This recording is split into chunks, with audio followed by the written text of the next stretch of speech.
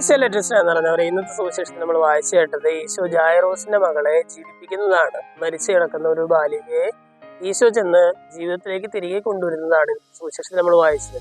ഈശോ ആ ഭവനത്തിലേക്ക് പ്രവേശിക്കുമ്പോൾ ഒരുപാട് പേര് അവളെ ഓർത്ത് കരയുന്നുണ്ട്. അവൾ മരിച്ചു എന്ന് തന്നെ അവർ വിശ്വസിക്കുന്നുണ്ട്.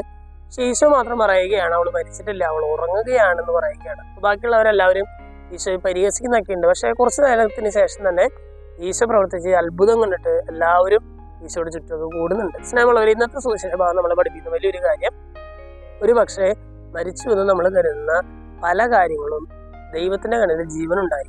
മനുഷ്യന്റെ കാര്യമല്ല പറയുന്നത്, മറിച്ച് നമ്മൾ ഇതിനൂടി ഒരു ആത്മീയമായിട്ടൊക്കെ ചിന്തിച്ചാൽ ഒരു പക്ഷെ നമ്മുടെ ആത്മീയ ജീവിതം തന്നെ ചിലപ്പോഴെങ്കിലും ഇങ്ങനെ മരിച്ചു എന്നൊക്കെ നമ്മൾ കരുതുന്ന ഒരു അവസരമുണ്ട്. എന്ന് പറഞ്ഞാൽ നമ്മൾ ആകെപ്പാടെ ഡൗൺ ആയി കിടക്കുന്ന ഒരു സന്ദർഭമൊക്കെ ഉണ്ടാകും. സ്പിരിച്വലി ഒരു അനുഭവവും കിട്ടുന്നില്ല, പ്രാർത്ഥിക്കാനായിട്ട് തോന്നുന്നില്ല, കൊണ്ടുവല്ലാനായിട്ട് തോന്നുന്നില്ല, ബൈബിൾ തുറക്കാൻ പോലും പറ്റുന്നില്ല എന്നൊക്കെ വിചാരിച്ച് നമ്മളാകെ സ്പിരിച്വലി നമ്മളാകെ ഡെഡായി എന്ന് നമ്മൾ കരുതുന്ന ചില അവസരങ്ങൾ. പക്ഷെ ദൈവം പറയുകയാണ് മരിച്ചിട്ടൊന്നുമില്ല, അത് ഉറങ്ങുകയാണല്ലേ, ഉറങ്ങിക്കിടക്കുന്ന ഒരു അവസ്ഥയിലാണ്. സ്നേഹമുള്ളവരെ, ഇന്നത്തെ സുവിശേഷ ഭാഗം വായിച്ചു കഴിയുമ്പോൾ ഈശോ നമ്മളോട് പറയുന്ന ഒരു കാര്യത്തിൽ ആത്മീയമായിട്ടുള്ള മേഖലയിൽ ഒരു പക്ഷേ നീ മരിച്ചു എന്ന് കരുതുന്ന പല കാര്യങ്ങളും, എൻ്റെ പല ആത്മീയ പ്രവൃത്തികളും ദൈവം വന്ന് ഒറ്റ വാക്കുകൊണ്ട് അതിനെ പുനർജീവിപ്പിക്കാനായിട്ട് സാധിക്കുന്നതേ ഉള്ളൂ എന്ന് ഇന്നത്തെ സുവിശേഷം നമ്മൾ ഓർമ്മപ്പെടുത്തുകയാണ്.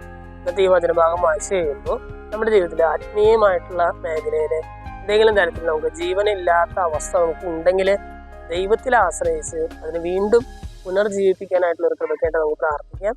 ദൈവം നമ്മെല്ലാവരെയും സമൃദ്ധമായിട്ട് അനുഗ്രഹിക്കും.